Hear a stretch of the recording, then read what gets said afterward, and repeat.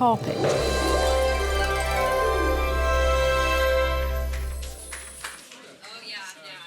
Laslo, comme d'habitude, à côté. Ah, d'accord, très bien.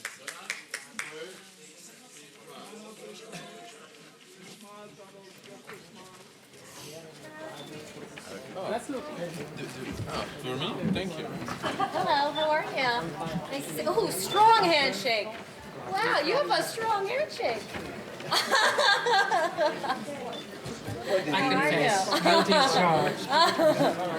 Hello? No, I gave him a hug. Vanessa? No, he's really strong. Good.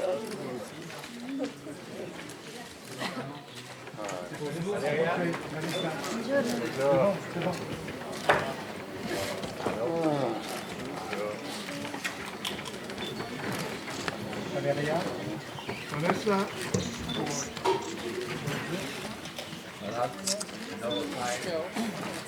Thank you. Laslo. Laslo. Pour moi, ça m'est égal. D'accord. Anglais, français, parlez.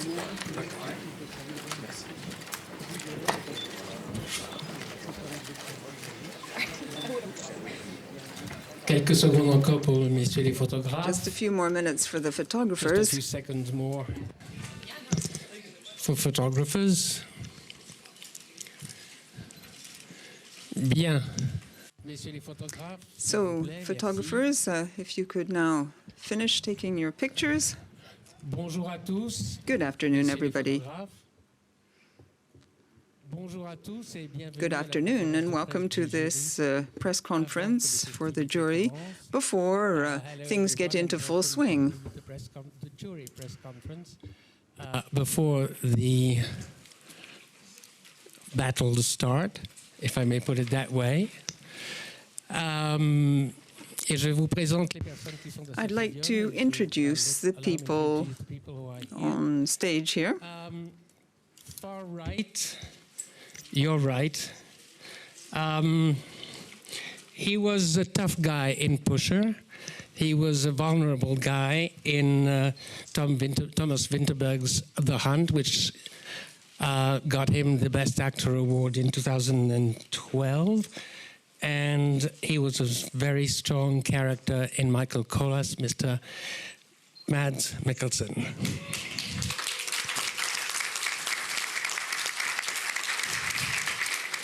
Sitting next to him, coming from Iran, she was in charge first of promoting Iranian cinema worldwide at the Paradis Cinema Foundation.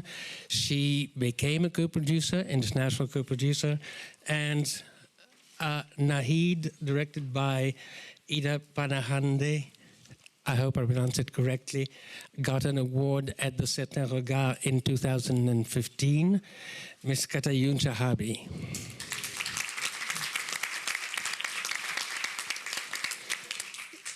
The gentleman sitting next to her has made more films than his co-jurors combined.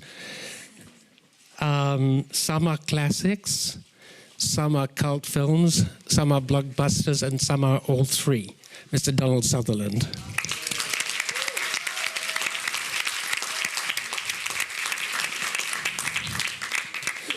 The young lady sitting next to him started at the age of 14 as a singer and as an actress, with Noces Blanches by Jean-Claude Brissot. She's had a very intriguing career, played a mother in Café de Flore by Jean-Claude Vallée, and more intriguing, perhaps, a Hasidic woman in Fading Gigolo, directed by John Turturro, Miss Vanessa Paradis.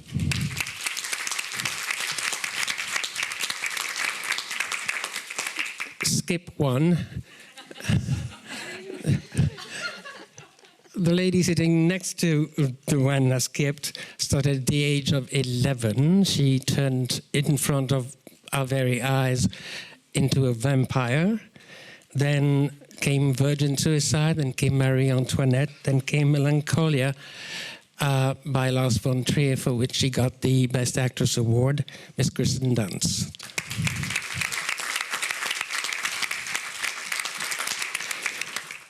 The gentleman sitting next to her, his career has evolved and unfolded in front of our very eyes here in Cannes year after year, or at least film after film, be it La Sentinelle, My Sex Life, or how I got into whatever the English title was, Comment je m'ai disputé, Roi et Reine, but he also switched very recently to stage and directed August Strindberg's The Father for La Comédie Française, Mr. Arnaud Desplechin.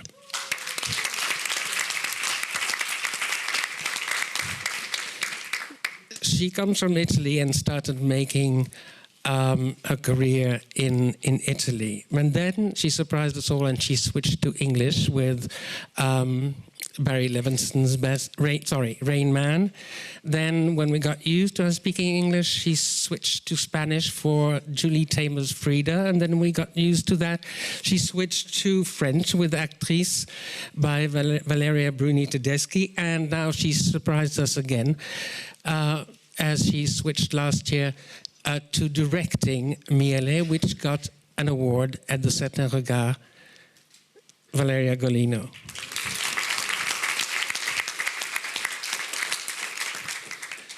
The gentleman sitting next to me, his first feature film, came to Cannes last year, surprised us all, and took the Grand Prix.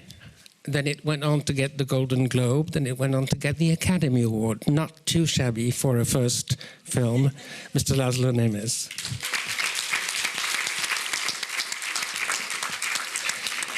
And to pick up on something that I'm sorry. We got used to Mad Max and Mad Max and Mad Max.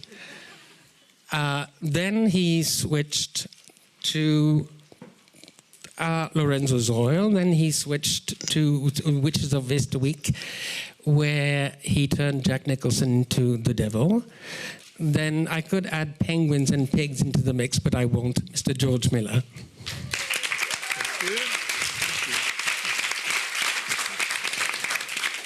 And to pick up on something that Woody Allen said earlier at his press conference a couple of hours ago, an hour ago, he doesn't believe in competition. He feels you can't compare Picasso with Matisse, you can't compare Rembrandt and Rubens. When you all were approached for being on the jury, did you have any such qualms about selecting films, giving awards? George, Valéria?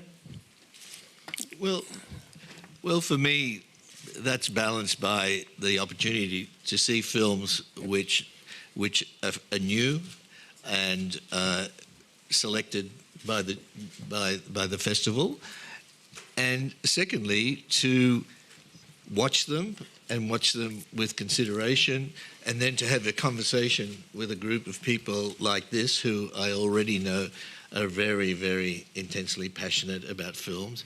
So for me, it's a kind of film school. It's a film camp, and yes, you could argue that how do you measure these things, but we do. How do you in competition and so on? But that's definitely balanced for me by the simple joy of being here and watching film and the celebration of cinema. As the president of the jury, I'm sorry, anybody wants to jump in? Go ahead, guys. Valéria? I was not thinking of jumping in, but I will say I was thinking of what George was saying, and the best part of being a jury is not the moment that you're choosing a movie, because yes, it's true, two beautiful things cannot be in the absolute context of life. You cannot really say what is better than the other.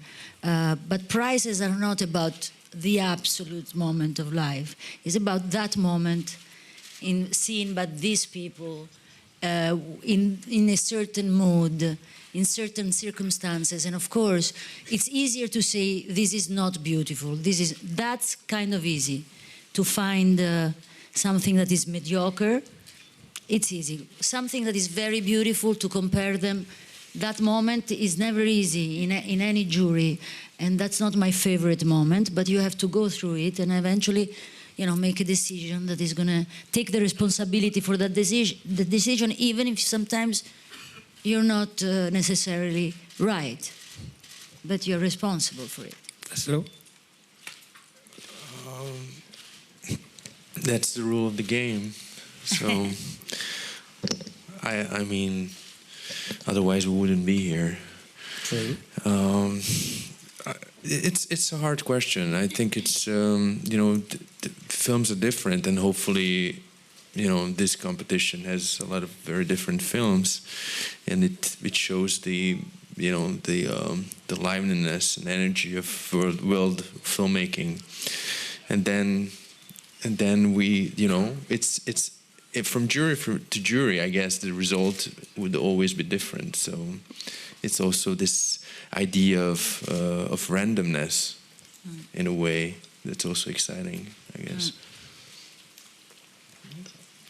Oui, pourquoi pas. To me, it's not about. Sorry, it works. To me, it's not about to judge, you know, but just to share enthusiasm. You know, I'm just hoping that I will be enthusiastic looking at this film, and I want to share, you know, with the audience the fact that we have been enthusiastic, you know, with this or that film. But it's not a judgment. Vanessa? Oui, je pense I also think that when you give a prize to the best actress, perhaps that actress filled you with such great emotion, but there are others who do that too. So we shall be highlighting certain films, but many other films will be seen and talked about. Choosing is something we're all a bit scared about, of course. However, that's the rule of the game. Was I supposed to be speaking English? No, as you like. Please feel free to speak either English or French, as you like. Mr. Sutherland? Flying to Chongqing in 1936, Zhou Enlai, the foreign minister for Mao Zedong, was with an American sergeant major. They were going to see Chiang Kai-shek to see if they could make an allegiance to fight in the war with the Japanese. And the sergeant major, to pass time, asked Zhou Enlai what he thought was the effect of the French Revolution. Zhou Enlai said, "It's too soon to tell."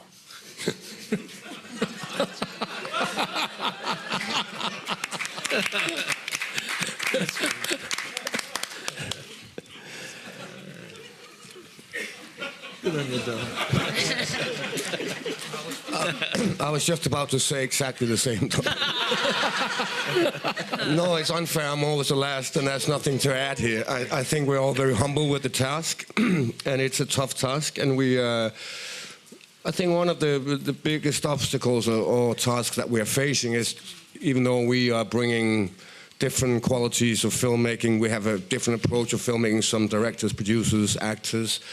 The biggest obstacle for us is to try to forget that and become an audience again, and embrace the films we're going to watch as an audience. I think, at least for my case, it's very important that we keep those eyes instead of having filmmakers' eyes. For some reason, that's my point. For me, selecting a film in Cannes is just part of a jury's work. We have to assess the films, of course.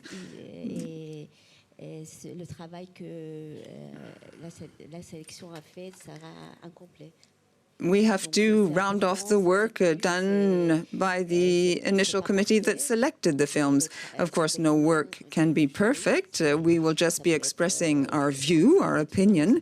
We may be wrong, we may be right. But this is the kind of work that simply has to be done in a festival to promote really good films and to highlight the directors amongst the huge mass of films. Are you going to say ditto? Sorry? Me? Yes. Oh, I mean, without film festivals like this, we wouldn't see movies, and they wouldn't become famous like Son of Saul. We need these festivals to promote filmmakers. So to me, you know, without that, we'd all just be in a lot of, well, we probably wouldn't be working. So we'd just be in big blockbusters all the time. There is that. Question here. Ouais, bonjour, Jérôme Barmelin pour Metro News. I have two questions for Vanessa Paradis. 20 years ago, you sung Le Tourbillon de la Vie with Jeanne Moreau on stage. It was an historic moment in Cannes. What memories do you have of that time? I'd also like to know whether it was a bit difficult or complicated. How did people convince you to come to Cannes this year? Because you don't necessarily love the red carpet. Well, I was asked to sing that song. I didn't want to say no, and I'm very pleased that I said yes, in fact, because it was a time on stage which was quite amazing. It went beyond just the cinema. It was such a powerful moment. We didn't know what Jeanne Moreau was going to do, but she kept looking at me, and I kept looking at her. I forgot the room while I was singing that song. 20 years later, when I think about it, it still sends shudders down my back. And it was my first and only time in Cannes. And I didn't go up the red carpet. I came from backstage in a way. Now I'm a member of a jury. It's quite a complicated task, granted. I don't know, but I'll be seeing lots and lots of films. I hope I won't be scared to present another film, but I'll be very proud to go up the red carpet. Could you introduce yourself? Yeah, I'm John Doggett-Williams from the Australian Financial Review. Over here. Oh, okay. In the dark. Yes, yeah. I'm writing a feature on Australians in Cannes. How important was the Cannes to the development of the Australian film industry in getting out to the rest of the world, and to you? Well, like all cinema, Cannes is a place, and whatever one says about Cannes, it's where cinema from different parts of the planet are first often seen.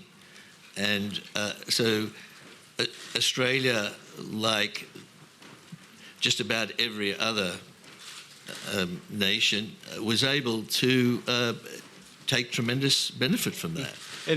And in the year that you're the jury president, what do you think of the fact there's no Australian films in competition? Well, that's obviously disappointing for an Australian, but remember, I think there are only about 28 countries represented through the whole festival, and I don't know, there are many more countries than that provide really wonderful cinema. So I think the question should be put the other way, in the sense that being there so few births, it's great for us to see films from so many different places and to enjoy them and learn from them. These things have a certain rhythm to them, and Australian cinema at the moment is finding its feet, but I dare say that's the case with just about any national cinema. Question there. I'm Peter Howell from the Toronto Star. Question for Donald Sutherland. Mr. Sutherland, having been in a Palme d'Or winning movie, MASH, back in 1970, I'm wondering if you have any special insights into what makes a movie worthy of the Palme d'Or. And also, are you at all daunted that you have a fellow Canadian on that you'll be judging the film of Xavier Dolan? No. But I can tell you that I'm freezing up here. C'est gel.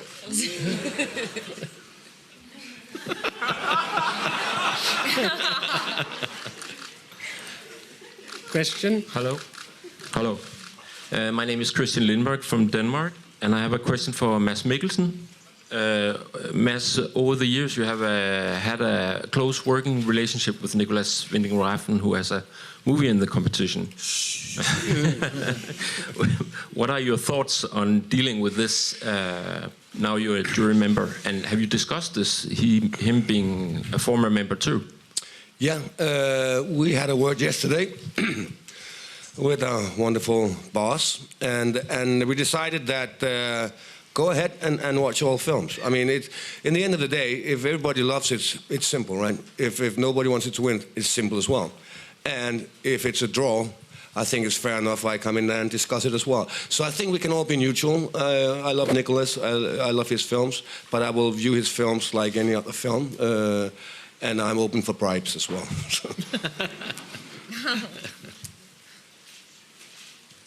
My question is for Mads too. And I want to know, what did you feel like when you know you will be a jury member in Cannes, and then you discover that in competition there's a film about directed by Nicolas Winding Refn? Yeah, and nothing much I can add. It was a little oopsie that might be. I might get a phone call in a couple of days that I'm not in a jury anymore. I thought because that would be the case if you were a judge in real life. But thankfully they have trust in us that we can be as neutral as we are. We will sit down, fresh eyes, and look at whatever comes on the screen, and hopefully we will be fair and square. Question over there. Go ahead. Hello, Hugh Daye, Belgian TV. It's a question for Mr. Miller and maybe for members of the jury, because it's a general debate. Each year, you explain quite well, it's a subjective choice, of course, your work, but each year we see surprises. We see movies that critic and moviegoers in the festival completely loved by the critic and completely forgotten by the jury.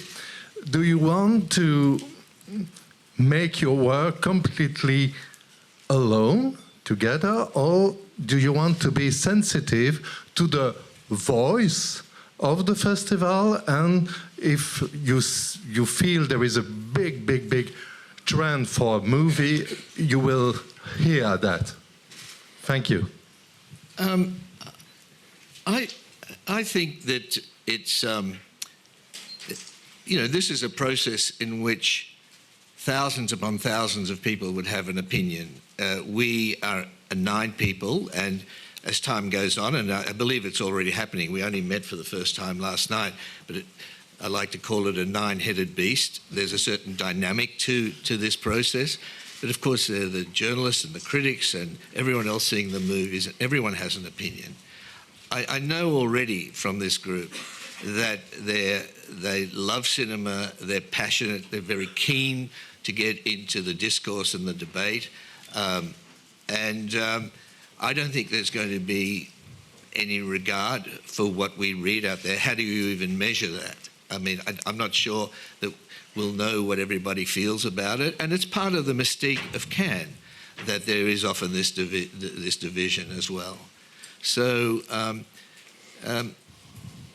we're not politicians doing kind of focus groups and so on. This is a little focus group that we're all together, and I'm sure there'll be very, very strong advocacy for all the awards, and that it'll be what it is. But I think we'd be a little foolish to start wondering about what our decision is going to be like. I'll just say one other thing. I've been on the jury before, and in one particular case, the day later, I was a very prominent French journalist came up and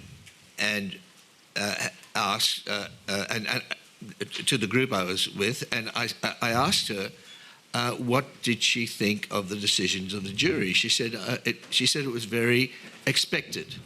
And I said, oh, well, that's good. We did a good job. She said, no, that's bad. Unless it's controversial, it's not interesting. So I think there's some truth in that. One thing I can assure you, though, it will be very, very rigorous and sincere decisions. Well, another question from Mr. Miller. You would have to see many European co-productions during the competition. What is your perception from Sydney of European cinema? And do you think that the concept of nationality for films is still relevant today? Oh, that's a complex, a good question, but complex answer. The Australian cinema, when it became vibrant in the 70s, basically through the film festivals, the Sydney Film Festival, the Melbourne Film Festival, this is before internet, before DVD and so on. The only opportunity the filmmakers had were to see films from other places were the festivals. And Australian film, I believe, for a while there, became a hybrid between the European cinema and, say, the Hollywood film. And that probably goes to answer the question about Australian cinema. In a sense, we've lost that. So from the Australian perspective, we're very acute to a national cinema. The Australian culture is not one that's necessarily very differentiated from, say, American culture, Canadian or British culture to that extent. And I think there is always a national cinema. When you least expect it, it pops up from somewhere. And even looking at the films that were selected for competition this year, it's interesting where they're coming from.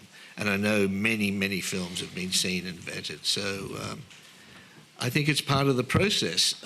There's a world monoculture, and there are the individual subcultures of that, and I think that's how it's always been in all human endeavour, and it's also the case in cinema. Question over there, then over here. Bonjour, Pauline Badgel pour BFM. Pauline Badgel, BFM TV. Je suis tout au fond. D'accord, ok, merci. Pour Vanessa Paradis. Question for Vanessa Paradis. You're here as a member of the jury. Your daughter is here for a film, La Danseuse. What advice do you give her? Is she following in your footsteps? Advice is a very private thing. I've advised her as a mother, of course. But she is very determined.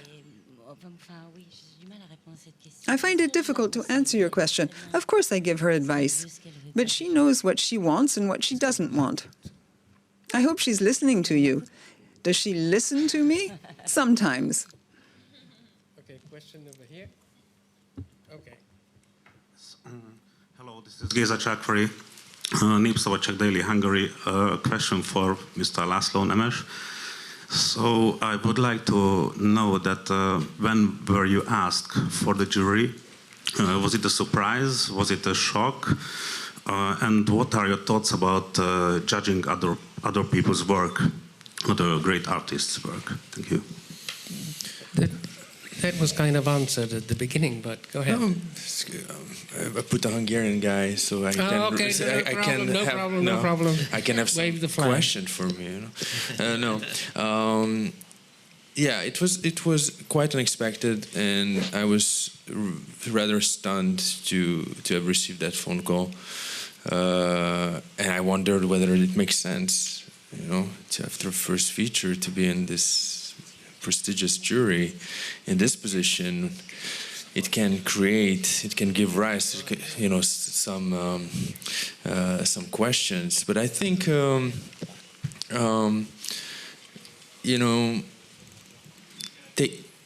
putting my film in competition was also a sort of statement saying that cinema should be open to new ways. To the pioneering never stops, or looking for new ways should never stop in cinema, and maybe this is a continuation of that logic. Just that recognizing that sometimes taking risk in filmmaking also should pay off, or at least there might be a possibility for that. So this is really humbling to be here. And I am I'm trying to, I'm very impressed by all the people I am on the jury with. But it's also a great privilege, and this is a sort of surprising event in my life, and I hope that it makes sense that I'm here. So we'll see what happens. Okay. Question here. Give him the mic here. Merci. Brian Johnson from Maclean's Magazine in Canada. I'd like to pursue the national cinema theme just with fellow Canadian Donald Sutherland to ask if he has any feelings about that in terms of Canadian cinema. But also I'd like to ask him any question that would get him telling us another story, whether you were in Cannes for MASH. My back is frozen. I kind of gave up talking about Canadian cinema a long time ago. There's a very famous story of a British soldier and a French soldier and a Canadian soldier who were captured in the process of the war and were sentenced to be shot by firing squad, but they were each given an opportunity to have a last wish. The Brit asked for a cup of tea. The Canadian asked for 15 minutes to talk about Canadian identity.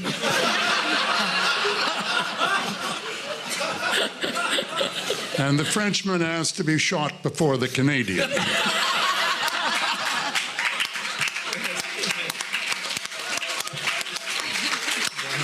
But I'm still freezing. I mean, seriously. Down here. And on that note, I'm afraid I couldn't find a better note to end this press conference. Thank you very much all for being here.